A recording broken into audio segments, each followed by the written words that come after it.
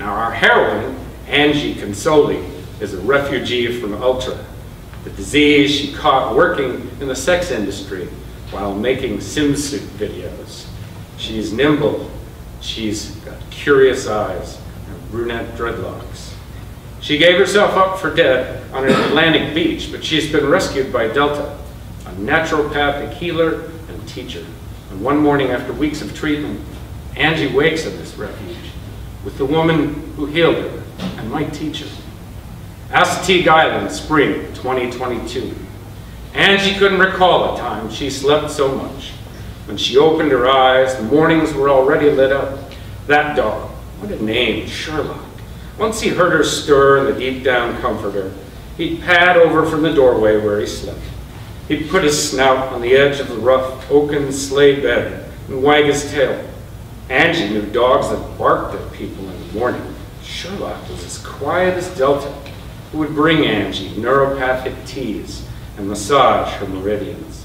Then she'd shuffle back to her kitchen or hum to herself at the workbench, where she'd reclaim whatever junk the surf threw onto what she called her beach. The sounds from her house felt different to Angie. Noises distinct from Philly or the Hamptons, the places where the music never stopped and somebody was always wheedling or snorting or uncapping a moan. Angie was starting to think of those noises as the soundtrack of a former life. In the morning, she drifted in and out of sleep as the sound of the waves boomed loudest, hours when Delta said the sea was at high tide. Delta was none of the things that Aurora or Tiffany or Alexandra had been on Angie's sex video sets. No swagger or panache, no buffed skin or enhanced parts or perfect painted bodies.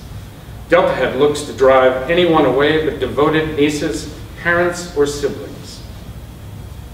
No one would ever start a family with a woman so coarse, but something deeper made Angie drink in the sight of her caretaker. Maybe something to learn. She stared down at the comforter wrapped around her knees and sat up in bed. The squares of brown, beige, and off-white on its cover were common cloth, scrubbed cotton, or maybe the Duralast sails Angie remembered from boats up in Sag Harbor. She pulled a palm across the comforter, feeling the differences in the textures of the reclaimed cloths. Outside the window, Angie could see Delta washing sand off a sail, the cloth strung over a hawser, lashed between two beech trees. Even though she'd been there for weeks, Angie still had to scan the room to remember where she was while she woke. She gathered the comforter over her shoulders and put her bare feet on the rough cedar of the floor. A rag rug of faded pastels lay in front of the doorway. Candles lined the shelves of the room, set beside some vases with great sprigs of what looked like weeds burnt at their tops. And then there were all the library books, or what must have been the kind of books that people borrowed and returned from the library, the kind Angie's grandmother read to her. She made her way outside with Sherlock at her heels, the dog bolting past her through the open screen door and down the steps, and then coming back to escort her.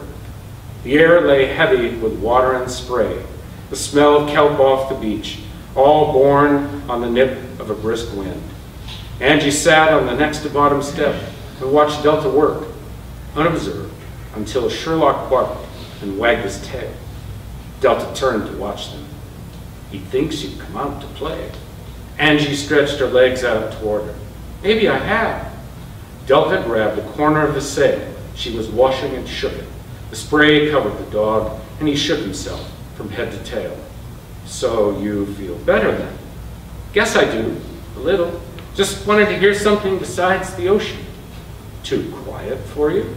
Quieter than I've ever heard. She ran a hand through her hair to brush it off her forehead. Or maybe not, Angie added after a moment. There was nap time in kindergarten, and this feels as good. Then my family had to move away. No kindergarten in the next school, not for me. While she sat on the rough-cut steps, watching Delta work the sail, Angie felt warm.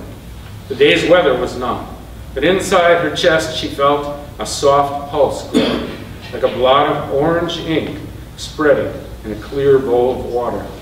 In kindergarten, Mrs. Elgin would stand beside her, holding a brush with a mouse ear of bristles, and coax, "Go ahead, dip in, and make something new."